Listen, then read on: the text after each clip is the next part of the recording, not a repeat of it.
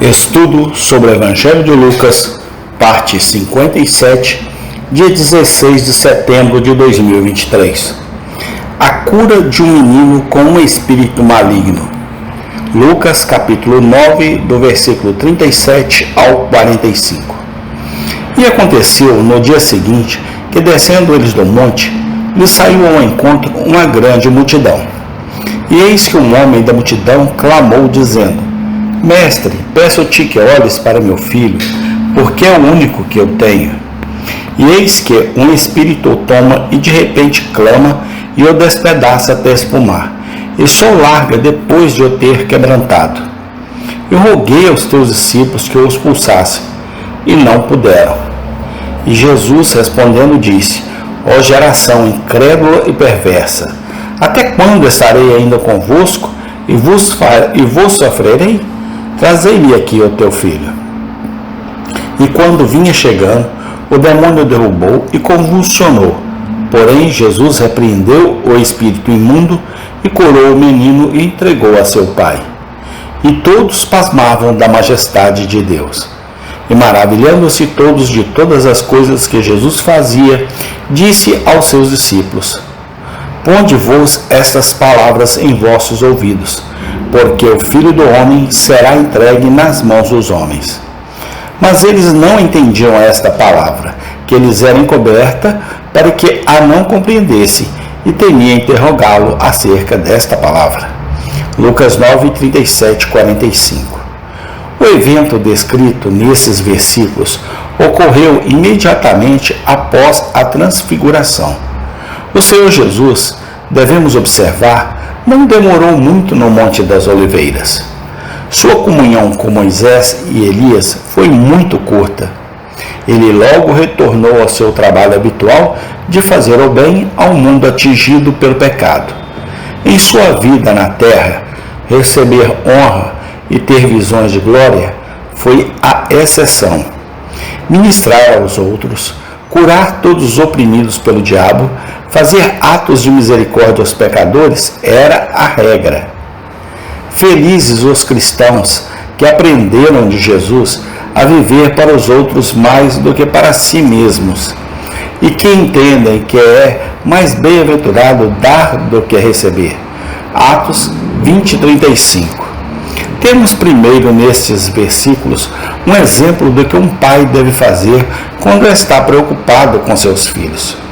Somos informados de um homem em grave angústia por causa de seu único filho. Este filho estava possuído por um espírito maligno e gravemente atormentado por ele, tanto no corpo quanto na alma. Em sua angústia, o pai faz um pedido de alívio a nosso Senhor Jesus Cristo. Mestre, ele diz, eu te suplico, olhe para o meu filho, pois ele é o meu único filho. Há muitos pais e mães cristãos hoje em dia que são tão infelizes com seus filhos quanto o homem sobre quem estamos lendo. O filho que uma vez foi o desejo de seus olhos e em quem suas vidas estavam ligadas, acaba sendo um ladrão, um devasso e um companheiro de pecadores. A filha que já foi a flor da família e de quem diziam: esta menina será o conforto da nossa velhice, torna-se obstinada, mundana e um amante do prazer mais do que amante de Deus. Seus corações estão quase partidos. O ferro parece entrar em suas almas. O diabo parece triunfar sobre eles e roubar-lhes suas joias mais seletas. Eles estão prontos para aclamar: eu irei triste para a sepultura. Que bem minha vida me fará? Agora, o que o pai ou uma mãe deve fazer em um caso como este? Eles devem fazer como o homem antes de nós fez. Eles devem ir a Jesus em oração e clamar a Ele por seu filho. Eles devem espalhar diante desse Salvador misericordioso a história de suas tristezas e suplicar a Ele que os ajude. Grande é o poder da oração e da intercessão.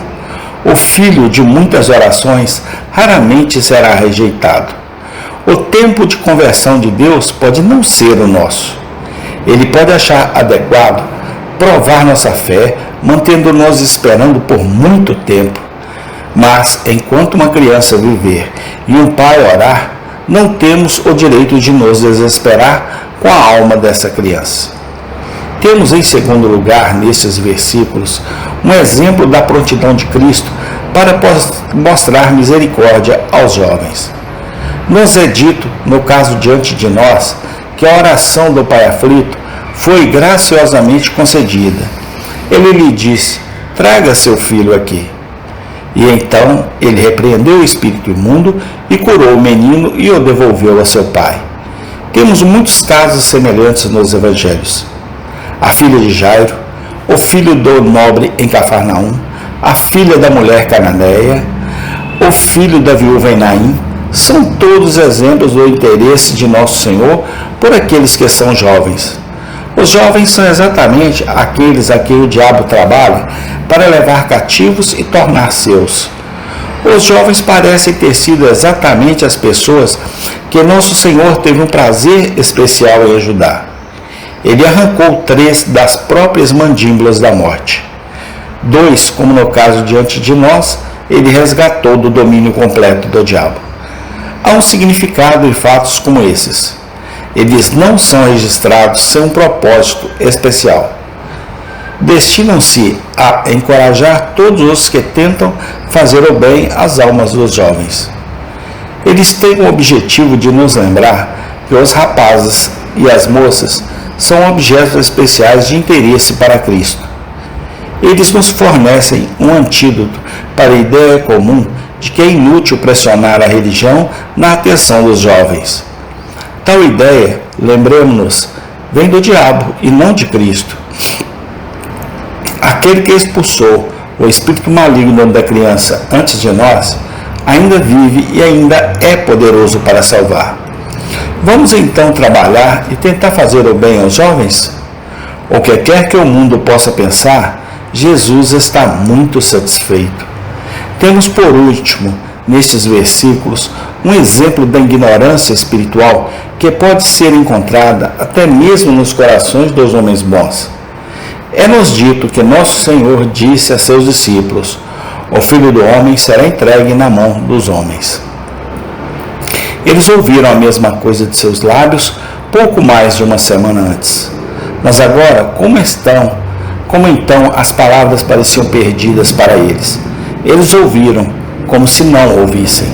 Eles não podiam perceber o fato de que seu mestre estava para morrer. Eles não podiam compreender a grande verdade de que Cristo deveria ser cortado antes de reinar e que este corte era uma morte literal na cruz. Está escrito: eles não entenderam o que isso significava. Estava escondido deles, para que eles não o entendessem. Tal lentidão de compreensão pode nos surpreender muito neste período do mundo.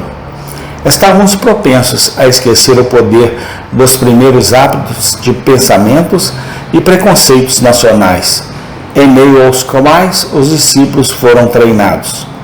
O trono de Davi, diz um grande teólogo, encheu seus olhos de tal maneira que eles não puderam ver a cruz. Acima de tudo, esquecemos a enorme diferença entre a posição que ocupamos, que conhece a história da crucificação e as escrituras que ela cumpriu, e a posição de um judeu crente que viveu antes de Cristo morrer e o véu se rasgar em 2. O que quer que pensamos disso, a ignorância dos discípulos deve nos ensinar 2 lições úteis que todos faremos bem em aprender. Por um lado, vamos aprender que os homens podem entender as coisas espirituais muito fracamente e ainda assim serem verdadeiros filhos de Deus. A cabeça pode ficar muito embotada quando o coração está certo. A graça é muito melhor do que presentes. A fé é muito melhor do que o conhecimento. Se um homem tem fé e graça suficientes para desistir de tudo por amor a Cristo e tomar a cruz e segui-lo, ele será salvo, apesar de muita ignorância. Cristo o possuirá no último dia.